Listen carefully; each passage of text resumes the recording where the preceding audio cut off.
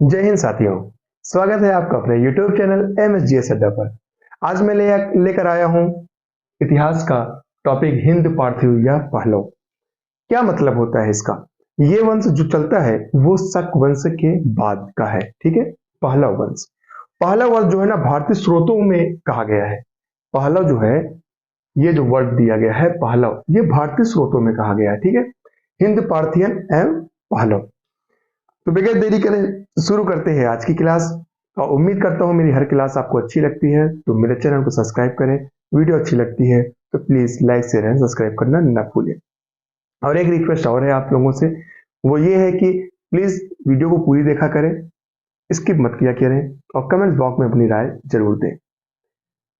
ठीक है, चलिए बगैर देरी किए शुरू करते हैं आज की क्लास। तो मैंने ये टॉपिक आज स्टार्ट है कि हिंद पार्थियन या पहलव। देखिए, पश्चिमोत्तर भारत में शकों के आधिपत्य के बाद, शकों के खत्म होने के बाद ही पार्थियन लोगों का आधिपत्य हुआ। ठीक है, किसके बाद? तो शकों के आधिपत्य के बाद पार्थियन लोगों का, इन लोगों का, ठीक है, पार्थियन लोगों का आधिपत्य हुआ, अधिकार हो गया। ठीक है, आगे देखें। पार्थियन पहलव लोगों का मूल निवास ईरान था। ये कहाँ के रहने वाले थे? तो ईरान के रहने वाले थे। और शक कहाँ के रहने वाले थे? तो वो मध्य एशिया के रहने वाले थे। ठीक है, तो ये ख्याल रखिएगा।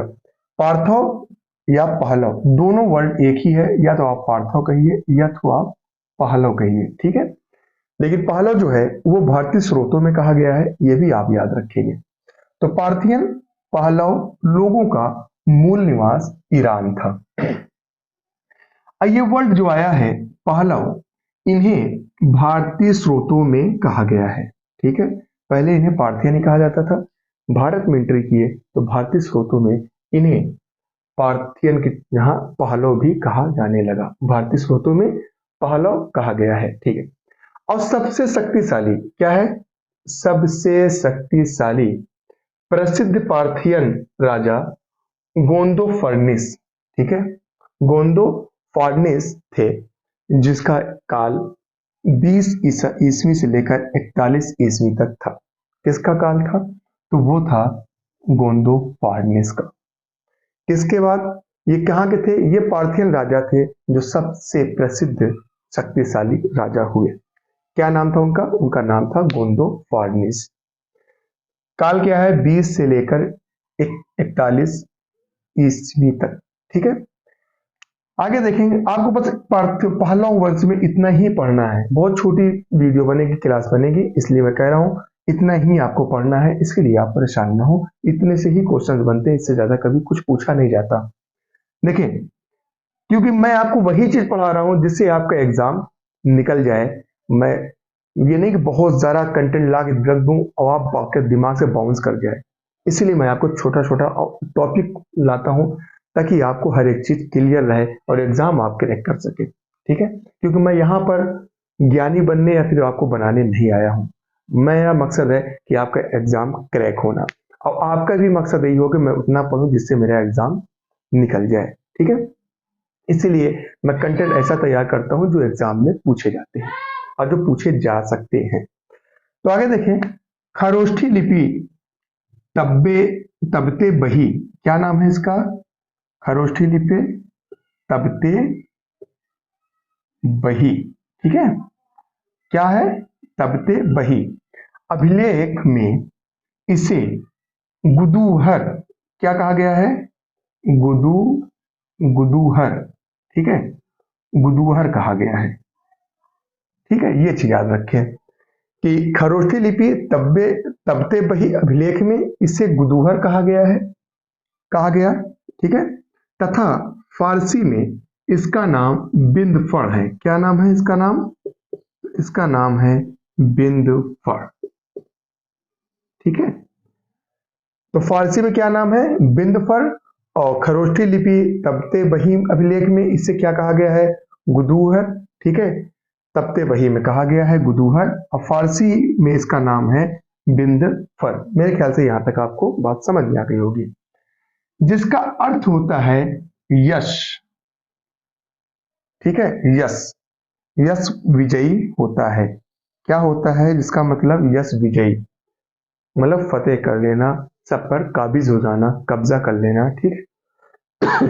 जिसका अर्थ क्या होता है, यश विजयी होता है। अब देखिए आगे कि Thomas Gondophares, saint Thomas Gondophares के शासन काल में, ठीक है, जब इसका शासन हुआ, इसी के शासन काल में ईसाई धर्म का प्रचार करने के लिए, ठीक है, तो सेंट टॉमस गोंदो फर्निस के ही शासन काल में ईसाई धर्म का प्रचार प्रसार करने के लिए ये भारत आया, ठीक है, भारत आया, तथा इसकी राजधानी जो थी वो तक्षशिला थी। ये बात आप लोग याद रखें। सेंट टॉमस जो सेंट टॉमस थे ये, ठीक है, सेंट टॉमस जो थे गोंदो फर्निस के शासन काल में ईसाई धर्म का प्रचार करने के लिए ये भारत आए थे। किसके शासन काल में आए थे, तो गोंदो फर्निस के शासन काल में सेंट टॉमस, ठीक है, भारत आए। और तथा इसकी राजधानी जो थी वो क्या थी, उसकी राजधानी तक्षशिला थी। मेरे ख्याल से ये भी बात आपको क्लियर हो गई होगी। फिर आगे देखें, मिथ्रेडेट्स प्रथम, मिथ्रेडेट्स प्रथम पहलव वंश का शक्ति, पहलव शक्ति का वास्तविक संस्थापक था, ठीक है। कौन था पहलव शक्ति का वास्तविक संस्थापक, किसे कहा जाता है, मिथ्रेडेट्स को कहा जाता है। तथा माउस, माउस भारत का पहला पार्थियन शासक था। माउस क्या था, भारत का पहला पार्थियन शासक था। जल्दी से आप लोग नोट कर लीजिए, इसके आगे आपको पहलों के बारे में कुछ भी नहीं पढ़ना है, इतना ही एग्जाम में पूछा जाता है और इससे ज्यादा एग्जाम में आते ही नहीं। जब भी एग्जामिनर क्वेश्चन बनाएंगे तो इसी के अंदर ही क्वेश्चन बनाएंगे। यकीन न हो तो किसी भी पेपर को आप देख लीजिएगा, अगर हिस्ट्री के यहाँ से टॉपिक से अगर क्वेश्चन एग्जामिनर बनाता है तो यकीन मानिए मेरी बात, आपको यहीं से सारे क्वेश्चंस मिल जाएंगे।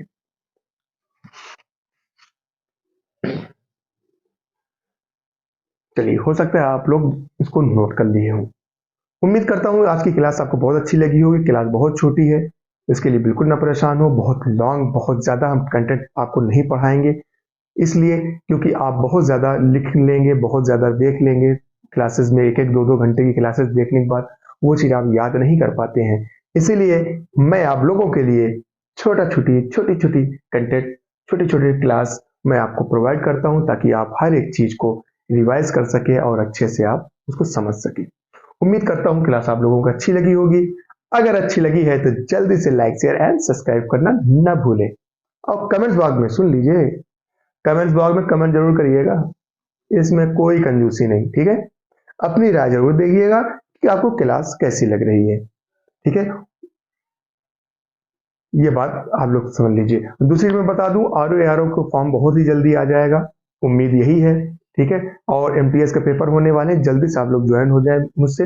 और जैसे ही RO ARO का आएगा तो मैं उसमें हिंदी का चैप्टर आपको पढ़ाऊंगा पूरा, और भी जो हो सकेगा मुझसे, जो भी और क्लासेस अगर आप लोग कहेंगे तो उसको भी पढ़ाऊंगा, वो भी बिल्कुल फ्री, कोई फीस, कोई ऐप नहीं, ठीक है। यूट्यूब पर ही मैं डेली आपको क्लासेस दूंगा जो बिल्कुल फ्री होगी।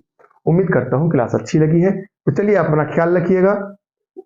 मिलते हैं नई क्लास में नई उमंग, नई जोश के साथ। तब तक के लिए जय हिंद।